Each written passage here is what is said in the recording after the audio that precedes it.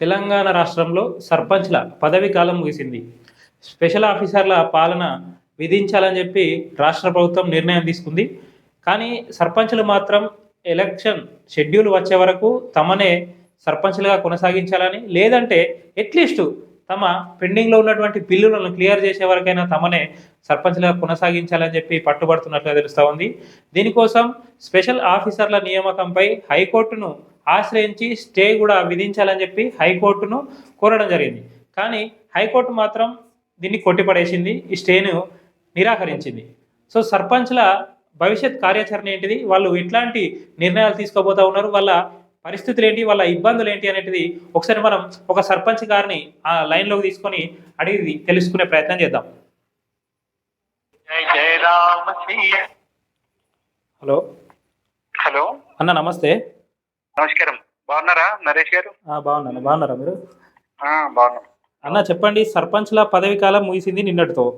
అయితే సర్పంచ్లు మాత్రం ఏం చెప్తా ఉన్నారంటే కంప్లీట్‌గా ఎలక్షన్ షెడ్యూల్ వచ్చే వరకు మిమ్మల్ని కొనసాగించాలని, లేదంటే అట్లీస్ట్ పెండింగ్ బిల్లులన్నా వచ్చే వరకు కొనసాగించాలని చెప్పి అంటా ఉన్నారు. దీనికోసం ఈ స్పెషల్ ఆఫీసర్ల నియామకంపై స్టే విధించాలని చెప్పి హైకోర్టును కూడా ఆశ్రయించారు. దీనిపైన ఆంతర్యం ఏంటిది అసలు? ఒకటి, ఇది 2018 తర్వాత ఈరోజు ఉన్నటువంటి అప్పుడున్నటువంటి ప్రభుత్వం నూతన చట్టం తీసుకొచ్చింది. నూతన చట్టం తీసుకొచ్చినటువంటి సందర్భం లోపట సర్పంచుల పదవీ కాలాన్ని 10 సంవత్సరాలు కొనసాగిస్తామని చెప్పేసి అప్పుడున్నటువంటి చట్టంలో పెట్టడం జరిగింది. పెట్టిన తర్వాత ఆ కొత్త చట్టంలో స్పెషల్ ఆఫీసర్లు కానీ లేకపోతే ఏదైతే ఎన్నిక కాబడ్డ సర్పంచులు లేకపోకుండా పరిపాలన జరిగే విధానం లేకుండా చట్టంలో ఉంది.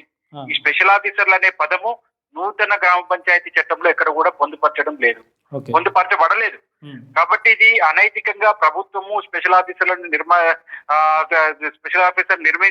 వాళ్ళకి కేటాయించడం అనేది చాలా తప్పు నిర్ణయం ప్రభుత్వానికి. అయితే ఎన్నికలు నిర్వహించాలి, లేదంటే ఉన్నటువంటి సర్పంచులను యథావిధిగా కొనసాగించాలి మీకు ఎన్నికలు నిర్వహించే సమయం వచ్చేంత వరకు. అది ఈ కొత్త చట్టంలో ఉంది. కానీ వీళ్ళు తయారు చేసినటువంటి చట్టమే ఈరోజు ఈ ప్రభుత్వాలు చేసినటువంటి చట్టాన్ని ఫాలో కాకపోవడం కారణంగా ఈరోజు సర్పంచులు మేము కోర్టును ఆశ్రయించాల్సి వచ్చింది. తప్పకుండా కోర్టు మా యొక్క విన్నపాన్ని గౌరవిస్తుంది అనేటువంటి భావంతో మేము ఈ కోర్టు మీద విశ్వాసంతో గౌరవంతో మేము ముందటికి పోతా ఉన్నాం. ఇక్కడ గమనించాల్సిన విషయం ఏంటంటే గతంలో ఉన్నటువంటి పంచాయతీరాజ్ చట్టం వేరు, 2018 తర్వాత వచ్చినటువంటి పంచాయతీరాజ్ చట్టం వేరు. 2018 పంచాయతీరాజ్ చట్టం లోపల ఈరోజు గ్రామ పరిపాలన అనేటువంటిది సర్పంచ్ పాలకవర్గం చేతనే నిర్వహించబడే విధంగా ఉంది. కానీ ఈరోజు ప్రత్యేక అధికారులను పెట్టించి గ్రామ పరిపాలన జరిపించే విధమైన విధానం ఎక్కడ కూడా కొత్త చట్టంలో లేదు. ఈరోజు ప్రభుత్వానికి ఇప్పుడెప్పుడు ఎన్నికలు నిర్వహించే పరిస్థితి లేకపోతే, ఆ పరిస్థితి రాకపోతే ఈరోజు ఉన్నటువంటి సర్పంచులకి అధికారాన్ని కల్పించి మీరు ఎన్ని రోజులు ఎక్స్టెండ్ చేస్తారో దాన్ని ఎక్స్టెండ్ చేయాలి తప్ప ఇలాంటి తప్పుడు నిర్ణయం తీసుకోవద్దు అనేటువంటిది మా వాదన. అట్లాగే కిషన్ రెడ్డి గారు నిన్న ఢిల్లీలో ప్రెస్ మీట్ పెట్టి మరీ చెప్పారు, ఇది ఖచ్చితంగా రాజ్యాంగ విరుద్ధం, వీళ్ళనే కొనసాగించాలని చెప్పి చెప్తా ఉన్నారు కదా, దీని గురించి మీరేం చెప్తారు? అవునండి, మేము అదే తప్పకుండా కిషన్ రెడ్డి గారు చాలా సందర్భాల్లో కూడా చెప్పారు. నిన్న ముఖ్యమంత్రి గారికి బండి సంజయ్ గారు లేఖ కూడా రాశారు. ఈరోజు భారతీయ జనతా పార్టీ ఖచ్చితమైన విధానాన్ని సర్పంచుల పట్ల వ్యక్తపరిచింది. ఈరోజు చాలా సందర్భాల్లో సర్పంచులు కష్టాల్లో ఉన్నప్పుడు ఈరోజు స్పందించినటువంటి పార్టీ భారతీయ జనతా పార్టీ. ఈరోజు కిషన్ రెడ్డి గారు డైరెక్ట్ గా చెప్పారు, ఏ రాజకీయ పార్టీ చెప్పక ముందు ఈరోజు డైరెక్ట్ గా చెప్పారు. ఈరోజు ఒక రాష్ట్ర అధ్యక్షుడిగా, కేంద్ర మంత్రిగా ఈరోజు గ్రామాల పరిపాలన అనేది సర్పంచుల ఆధ్వర్యంలోనే జరగాలి.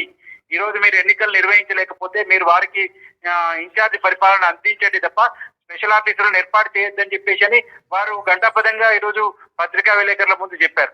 కానీ ప్రభుత్వము, కాంగ్రెస్ ప్రభుత్వము ఈరోజు ఇక్కడ ఉన్నటువంటి ముఖ్యమంత్రి గారు, ఇక్కడ ఉన్నటువంటి మంత్రివర్గము ఒకసారి పునరాలోచన చేయాలి. ఈరోజు గ్రామాల్లో స్పెషల్ ఆఫీసర్లు ఏం చేయగలుగుతారండి? వాళ్ళకి ఏ అవగాహన ఉంటుంది? ఈరోజు వాళ్ళు గ్రామ పంచాయతీల్లో ఒకట ఏ సమస్యలు ఉన్నాయి, ఏమున్నాయి, ఈరోజు వారు ఎక్కడికెళ్ళి వచ్చి ఇక్కడ ఈ ప్రజల సమస్యలను ఏ విధంగా తీర్చగలుగుతారు? అదే నేను అదే అడగబోతా ఉన్నా. ఇప్పుడు వచ్చేది మనకు సమ్మర్లో మెయిన్గా మనకు ఉండేది వాటర్ ప్రాబ్లం అనేది చాలా ఎక్కువగా ఉంటుంది. లోకల్లో ఉన్నటువంటి సర్పంచ్లకు దానిపైన ఒక పటిష్టమైనటువంటి అవగాహన ఉంటుంది కదా. సో ఈ స్పెషల్ ఆఫీసర్ల వల్ల ఇప్పుడు వేసవిలో ఇంకా ఇబ్బందులు తలెత్తే అవకాశం ఉందంటారా ఇక్కడ గ్రామాల లోపల? తప్పకుండా. ఇన్ని రోజులు వాస్తవమైనటువంటి విధంగా గుండె మీద చేసుకొని ఈ రోజు ఉన్నటువంటి ప్రభుత్వాన్ని ఆలోచించుకోవాలి. ఈ రోజు ప్రతి సర్పంచ్ కూడా ఈ రోజు ప్రభుత్వాల నుండి నిధులు వచ్చినా రాకపోయినా ఈ రోజు ఆరపూర నిధులు ఉన్న సమస్యలు ప్రజలకి ఎలాంటి సమస్యలు రావద్దని తమ జేబు నుండి అప్పు తెచ్చి మరీ ఈ రోజు గ్రామాల్లో పరిపాలన చేశారు. ఈ రోజు ఇప్పుడు మీరు స్పెషల్ ఆఫీసర్లు తీసుకొస్తే వారి బాధ్యతగా ఈ రోజు మీరు ప్రభుత్వాలు పైసలు ఇవ్వకపోయినా ఈ రోజు వారు తీసుకొచ్చి పెట్టి పరిపాలన నడిపించే పరిస్థితి ఉంటుందా? ఈ రోజు వచ్చే వేసవి కాలము, ప్రజలకు నీరు అవసరము, అనేక రకాల సమస్యలు తలెత్తేది గ్రామాల లోపల ఇప్పుడే ఉంటుంది. ఈ సమస్యల లోపల ఈ పరిస్థితుల లోపల ఈ రోజు ప్రత్యేక అధికారులను పెట్టి ఈ రోజు పంచాయతీరాజ్ వ్యవస్థ నీరు కార్చడం ఇది సబబైనటువంటి కాదు.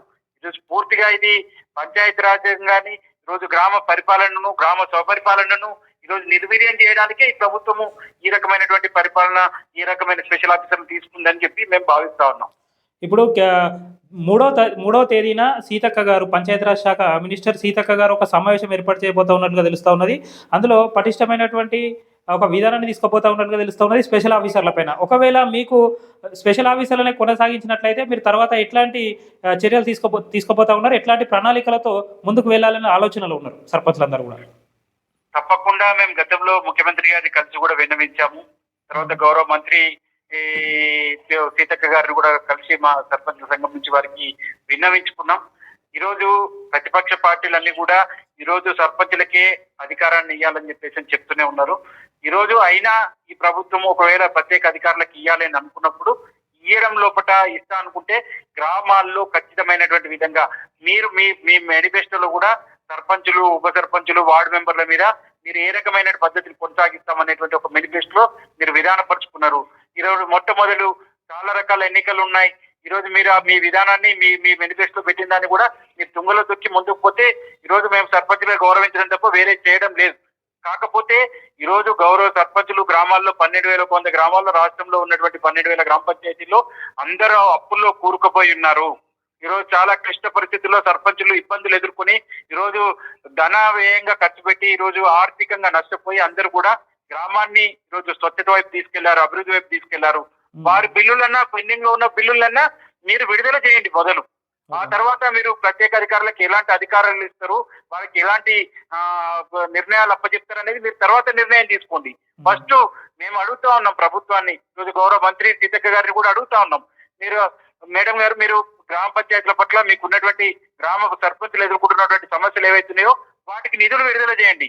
ఆ నిధులకు సంబంధించినటువంటి డాటా తీసుకెళ్లే ప్రయత్నం చేయండి. ఈరోజు సర్పంచుల పదవి కాలం అయిపోయింది కదా, మేము వారిని తుంగలో దొక్కేటువంటి ప్రయత్నం చేస్తామనేటువంటి విధానం కరెక్ట్ కాదు. ఈరోజు మేము మరొకసారి రాష్ట్ర ప్రభుత్వాన్ని, గౌరవ రాష్ట్ర ముఖ్యమంత్రి గారిని, గౌరవ రాష్ట్ర పంచాయతీరాజ్ శాఖ మంత్రి గారిని మేము విన్నవిస్తా ఉన్నాం. సర్పంచులకు న్యాయబద్ధంగా రావాల్సినటువంటి నిధుల్ని అందజేయండి. నూతన పంచాయతీరాజ్ చట్టం ప్రకారం ఈరోజు స్పెషల్ ఆఫీసర్లు అనేటువంటి పదం లేదు. మీరు కొత్తగా ఈ పదాన్ని జోడించి ఈరోజు గ్రామాల పరిపాలన నిర్వీర్యం చేయకండి. మీరు ఎన్నికలు నిర్వహించలేకపోతే ఈ ప్రత్యేకంగా ఈ సర్పంచులకి 6 నెలల పదవి కాలం పొడిగిస్తారా, పొడిగించండి. లేదా వెంటనే ఎన్నికలు నిర్వహించండి. ఈరోజు గ్రామాలు సుపరిపాలన వైపు పోయే అవకాశం ఉంటుంది తప్ప ఈ రకంగా అయితేనే సాధ్యం అవుతుంది. కాబట్టి పెండింగ్ లో ఉన్నటువంటి నిధులు ఏదైతే ఉన్నాయో వాటిని రిలీజ్ చేయాలి. ఈరోజు పంచాయతీరాజ్ చట్టంలో లేనటువంటి స్పెషల్ ఆఫీసర్లు తొలగించి న్యాయబద్ధంగా సర్పంచులకి పదవి కాలాన్ని పొడిగించే విధమైన ఆలోచించాలి. ఇవి రెండుమై న్యాయబద్ధమైనటువంటి డిమాండ్లు. వీటిని ప్రభుత్వం ఆలోచన చేస్తుందని మేము ఆశిస్తా ఉన్నాం. మీకు నమ్మకం ఉందా? బీఆర్ఎస్ హయాంలో మోసపోయినటువంటి సర్పంచులు దాదాపు ఆత్మహత్యలకు వరకు కూడా పోయినరు. అట్లీస్ట్ ఇప్పుడైనా కాంగ్రెస్ ప్రభుత్వంలో సర్పంచుల పరిస్థితి బాగుంటుందని ఆశాభావం వ్యక్తం చేస్తా ఉన్నారా సార్ మీరు? అవును, తప్పకుండా. మేమేమంటున్నాము, ఈ రోజు రాష్ట్రంలో 108 మంది సర్పంచులు ఆత్మహత్య చేసుకున్నారు. ఈ రోజు ఏ దౌర్భాగ్య పరిస్థితి, ఏ రాష్ట్రంలో కూడా ఇలాంటి పరిస్థితి నెలకొన్న పరిస్థితి లేదు. అప్పుల బాధలు భరించలేక 108 మంది సర్పంచులు ఆత్మహత్య చేసుకుంటే ఈ రోజు ఈ ప్రభుత్వం, కొత్తగా వచ్చిన నూతనంగా ఏర్పడిన ప్రభుత్వము ఈ రోజు సర్పంచుల యొక్క బాధలు మేము తీర్చుతామని చెప్పింది.